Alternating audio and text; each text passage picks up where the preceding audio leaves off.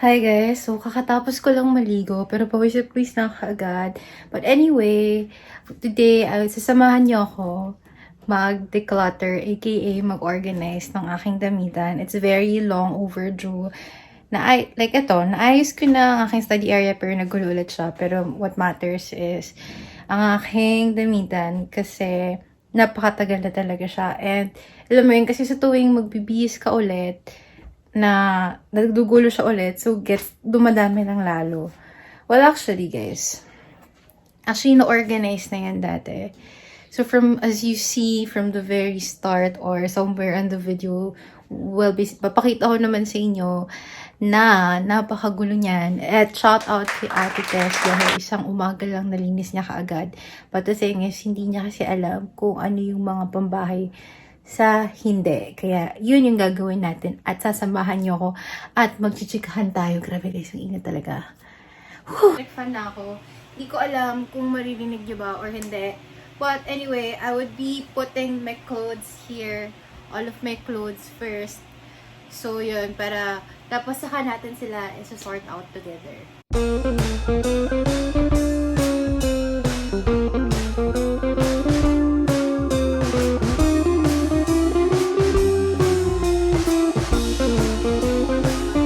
Actually guys, ano ba to? Ang hirap gamitin. Wait lang. I'm using the gimbal and like I said, I don't know how to use it. Wait. Lang. Technical difficulties. Okay guys, so like I said, I'm not really good at using the gimbal. So ito na yung mga damit. But the thing is, nandito pa din yung mga dress and ibang clothes. And guys, it's kind of funny kasi parang ma-sprain yung wrist ko. Kabubuhat ng damit. Wow, diba? Napaka-weak ko talaga. But anyway, I think I'm gonna be calling Ate Tess so she can help me sort things out.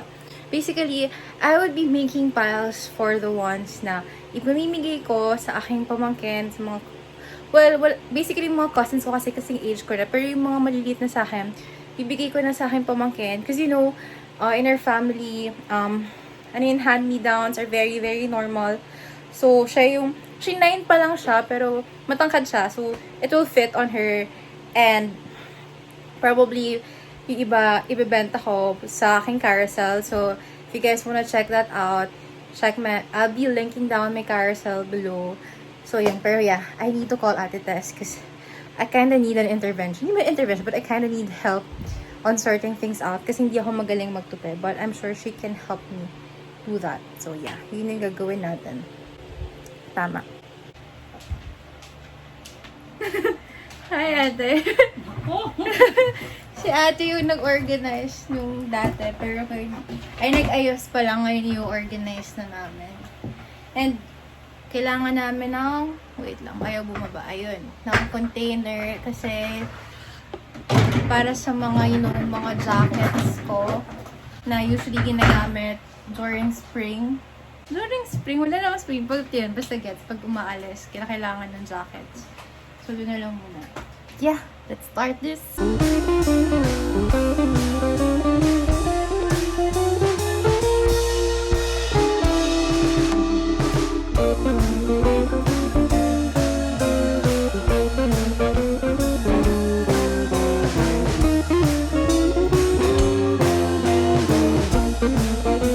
Okay guys, so we're not really yet done, but I said dito na lang yung mga dress. So yung mga medyo pwede pong formal, mga smart casual na sa taas, na dito puro casual na lang muna. And then dito, itong dalawang white na to is my lab gown, or my lab gowns. Tapos ito yung mga summer dress na hindi ko naman sinusuot. And yun nga, mga pang spring clothes. And ito pa, more stuff to organize pa. Yun. Guys, nagutom ako. Nahihilaw ako sa gutom, sa kakaayos ng gamitan ko. Pero hindi pa din ako tapos. Hindi pa rin kami halfway. Mga, mga 3/4 of the half. 3/4 of the half, ilan yun? 3/4 times 1/2. 3/8. Naka 3/8 na kami. Ni Ate. Yun. Pero kain muna ako kasi pagod ako mag-organize.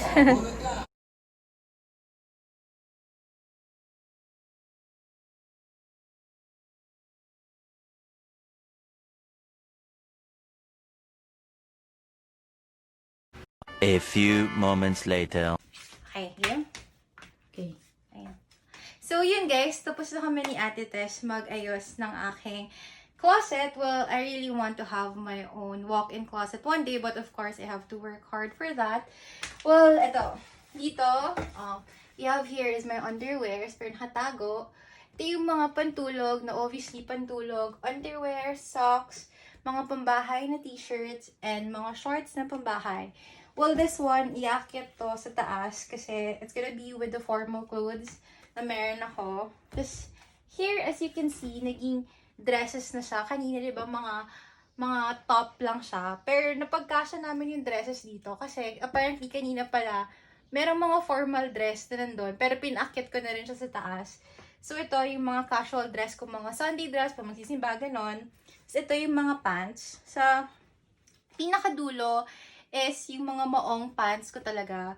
Because, ito yung parang yung mga stretchable type, yung maluluwag yung ilalim. Because, yun yung type of bottoms that I really like. And then, here are my cardigans and jackets. Well, madami pa akong jacket, pero tinago muna namin siya. Ito yung mga pwede for daily use, like pag malamig or yung kapag may pupuntahan ako kaagad, nandito na kaagad siya. Tapos, sa kabila naman, here.